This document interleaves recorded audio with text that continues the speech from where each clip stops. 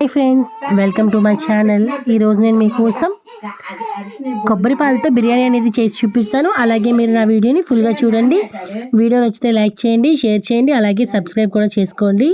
So చూసారు కదా, ఇప్పుడు నేను కొబ్బరి ముక్కల్ని ఈ విధంగా చిన్న చిన్న ముక్కలుగా కోసానండి. కోసి వీటిని నేను మిక్సీ చేస్తున్నాను. ఫస్ట్ మనం ఇలా కొబ్బరి ముక్కల్ని మిక్సీలో గ్రైండర్లో వేసుకోవాలి. వేసిన తర్వాత అది పొడిలా చేసుకోవాలన్నమాట. అప్పుడు మనం ఒక గ్లాస్ వాటర్ అనేది యాడ్ చేసుకుంటే మనకి ఈ విధంగా కొబ్బరి పాలు అనేవి వస్తాయి. ఈ కొబ్బరి పాలని మనం ఇలా ఒక బౌల్లోకి మనం తీసుకొని ఒక పక్కన పెట్టుకుందాము. ఇప్పుడు నేను స్టవ్ ఆన్ చేస్తున్నానండి. స్టవ్ ఆన్ చేసి స్టవ్ పైన కుక్కర్ పెట్టాను. కుక్కర్లో 2 టేబుల్ స్పూన్స్ ఆఫ్ ఆయిల్ అనేది యాడ్ చేశాను. ఇప్పుడు నేను కట్ చేసి పెట్టుకున్న పచ్చిమిర్చిని కూడా వేస్తున్నాను. వేసి వాటిని ఫ్రై చేస్తున్నాను. ఇలా ఫ్రై చేసిన తర్వాత ఇందులోకి నేను ఒక టమాటీ కూడా వేస్తున్నాను. ఈ టమాటీని కూడా నేను ఫ్రై చేస్తున్నానండి. సో చూసారు కదా, ఈ విధంగా ఫ్రై చేసిన తర్వాత మనం ఇందులోకి ఒక టేబుల్ స్పూన్ అల్లం వెల్లుల్లి పేస్ట్ కూడా వేసుకోవాలి. అందులోకి ఒక టేబుల్ స్పూన్ గరం మసాలా, అలాగే కారం, అందులోకి ఉప్పు, అలాగే మిల్ మేకర్ కూడా మనం యాడ్ చేసుకోవాలి. ఇలా మొత్తం యాడ్ చేసిన తర్వాత ఒకసారి మీరు కలపండి. ఇలా కలిపిన తర్వాత మనం రైస్ని నేను 2 గ్లాసెస్ తీసుకుంటున్నానండి. అవి నేను ఒక హాఫ్ అన్ అవర్ నానబెట్టుకొని ఉంచుకున్నాను. అవి నానిన తర్వాత బియ్యాన్ని నేను ఇందులోకి యాడ్ చేస్తున్నాను.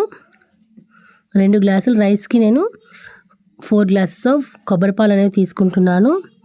సో చూసారు కదా, ఈ విధంగా మొత్తం రైస్ని ఒకసారి ఫ్రై చేయండి. ఇలా ఫ్రై అయిన తర్వాత నేను ఇందులోకి కొబ్బరి పాలు అనేవి యాడ్ చేస్తున్నాను. చూసారు కదా, కొబ్బరి పాలు అనేవి నేను 4 గ్లాసులు వేస్తున్నానండి.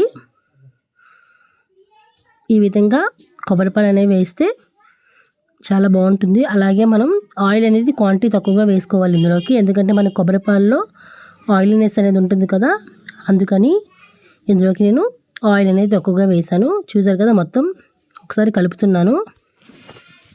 బియ్యం అనేది మొత్తం కలిసేలాగా కలుపుతున్నానండి. ఈ విధంగా మొత్తం కలిపిన తర్వాత నేను లైట్గా కొత్తిమీర అనేది వేసుకొని నేను కుక్కర్ మూత పెట్టేశాను. కుక్కర్ మూత పెట్టేసి ఒక 2 విజిల్స్ వచ్చే వరకు ఉంచానండి. 2 విజిల్స్ వచ్చిన తర్వాత స్టవ్ ఆఫ్ చేసేసి కుక్కర్ దించేసి కుక్కర్ మూత తీసాను. ఇప్పుడు మనకి కొబ్బరి పాలతో బిర్యానీ అనేది చూసారా ఎంత టేస్టీగా ఉంటుందో. ఒకసారి మీరు ట్రై చేయండి. ఇది మనం ఒక ప్లేట్లోకి తీసుకొని వేడివేడిగా తింటే టేస్ట్ అనేది చాలా బాగుంటుంది. ఒకసారి మీరు కూడా ట్రై చేయండి. వీడియో నచ్చితే లైక్ చేయండి, షేర్ చేయండి, అలాగే సబ్స్క్రైబ్ కూడా చేసుకోండి. మనం కార్తీక మాసంలో కూడా ఇలాంటి రెసిపీస్ అన్ని చేసుకోవచ్చండి. దీనికి మనం ఆనియన్స్ అవేమీ యాడ్ చేయాల్సిన అవసరం లేదు. దీంట్లోకి మనం పెరుగు చట్నీ లేదా బంగాళదుంప కుర్మా ఏమైనా చేసుకుంటే చాలా బాగుంటుందండి. ఈరోజు ఈ రెసిపీ మీరు కూడా ట్రై చేయండి.